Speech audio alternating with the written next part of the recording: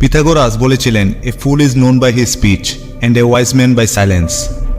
একজন বোকার পরিচয় তার কথার দ্বারা বোঝা যায়, আর একজন জ্ঞানীর পরিচয় হয়ে থাকে তার নীরবতায়। এমনকি আচার্য চাণক্য বলেছিলেন, যে ব্যক্তি এটা বুঝে যাবে যে কখন, কোথায়, কি এবং কতটুকু বলতে হবে, সে ব্যক্তিকে সফল হওয়া থেকে কেউ আটকাতে পারবে না। কারণ ধনুক থেকে বের হওয়া বাণ আর মুখ থেকে বের হওয়া কথা কখনোই ফিরিয়ে আনা যায় না। আপনার বলা প্রতিটা শব্দ আপনার শক্তি হতে পারে, আবার বিপদের কারণও হতে পারে। আপনি খেয়াল করে থাকবেন, যখন আমরা কারোর সাথে তর্ক করি আর সেই তর্ক করার পর চিন্তা করি যে ওই সময় আমি এটা বলতে পারতাম, সেটা কেন বলিনি, যদি তখন এটা বলতাম তাহলে তো আমি সঠিক হতাম। কিন্তু তর্ক করার চক্করে আমরা একেবারেই চিন্তা করি না এসব, আর নিজেদেরকে সঠিক প্রমাণ করতে, নিজেদের কথার ভ্যালু রাখতে উল্টাপাল্টা যা ইচ্ছা বলে দিই। আর মানুষ তখন আমাদের কথার গুরুত্ব দেয় না, আমাদেরকে মূল্যহীন ভাবতে শুরু করে।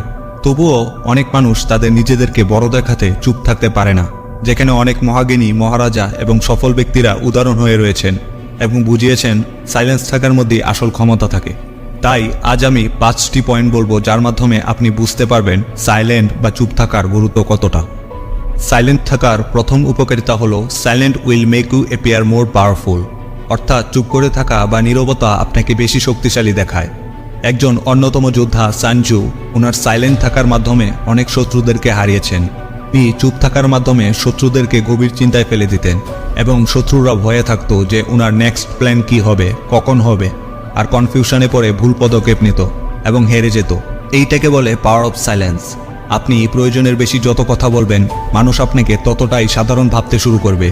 অন্যদিকে সাইলেন্ট থাকলে আপনি এটা ভাবতে পারেন যে আপনাকে কি বলতে হবে এবং সঠিক কোনটা। আর চুপ থাকার পর আপনি যখন কিছু বলবেন, সেই কথাগুলো উঁচুনি থাকবে আলাদা। সেকেন্ড পয়েন্টটি হলো, no one can fool you or manipulate you. অর্থাৎ কেউ আপনাকে এত সহজে বোকা বানাতে পারবে না যদি আপনি চুপ থাকা শিখে যান। যখন আপনি কারোর সাথে কথা বলবেন এবং সেই সময় যদি চুপ থাকেন, তাহলে সামনে থাকা মানুষটির কথা আপনি মন দিয়ে শুনতে পারেন। তার বডি ল্যাঙ্গুয়েজ, কথা বলার ধরন দেখে এটা বুঝতে পারেন যে সে কি সত্যি বলছে নাকি মিথ্যা বলছে, অথবা সে কি চায়, নাকি সে আপনাকে বোকা বানানোর চেষ্টা করছে, নাকি সত্যি আপনার উপকার করতে চায়। আর এই বিষয়গুলো যখন আপনি চুপ করে শুনবেন, তখনই অবজারভেশন করতে পারবেন, আর শোনার সাথে সাথে তার উদ্দেশ্যটাও বুঝে সঠিক সিদ্ধান্ত নিতে পারবেন। Third point, silence gets people's attention. আপনি যদি কোনো গ্রুপ মিটিংয়ে থাকেন অথবা কোনো ক্লাসে থাকেন, তখন হয়তো বুঝতে পারেন যে কিভাবে চুপ থাকার মাধ্যমে অ্যাটেনশন গ্র্যাব করে ফেলা যায়। কারণ আপনি খেয়াল করে দেখবেন, টিচার যখন ক্লাস নেওয়া শুরু করে, তখন মনের অজান্তেই আমরা অন্যমনস্ক হয়ে যাই, বিভিন্ন বিষয় নিয়ে ভাবতে শুরু করি, অথবা পাশে বসা বন্ধুর সাথে কথা বলতে থাকি, আর টিচারের কথা ব্যাকগ্রাউন্ডে চলতে থাকে। কিন্তু হঠাৎ টিচার যখন চুপ হয়ে যায়, তখন আমাদের ফোকাস অটোমেটিক টিচারের উপর চলে আসে। কারণ সাইলেন্স আপনার ব্রেনকে সিগন্যাল দেয় যে কিছু তো হয়েছে, আর তখনই আপনার অ্যাটেনশন বেড়ে যায়। ঠিক তেমনই আপনি নোটিস করে থাকবেন, যখন আপনি কোনো গ্রুপে বা কারোর সাথে কথা বলছেন, কিন্তু আপনার কথা কেউ শুনছেই না বা পাত্তা দিচ্ছে না। কিন্তু যখন আপনি চুপ হয়ে যান, তখনই আপনি দেখবেন সবাই আপনার উপর অ্যাটেনশন দিচ্ছে। তারা এসে জিজ্ঞাসা করছে, কি ব্যাপার, আগের মতো কথা বলছো না, কি হয়েছে? Number 4, silence makes you more creative. চুপ থাকার মাধ্যমে আপনার ক্রিয়েটিভিটি আগের চেয়ে আরও বেটার হওয়া শুরু করবে। যখন আপনি চুপ থেকে নিজের সাথে একা সময় কাটাবেন, নিজেকে সময় দেওয়া শুরু করবেন, আপনার মাইন্ডে বিভিন্ন ধরনের ক্রিয়েটিভ চিন্তাভাবনা আসা শুরু করবে। আপনার ক্রিয়েটিভ থটস আপনাকে ধীরে ধীরে প্রোডাক্টিভ তৈরি করে ফেলবে।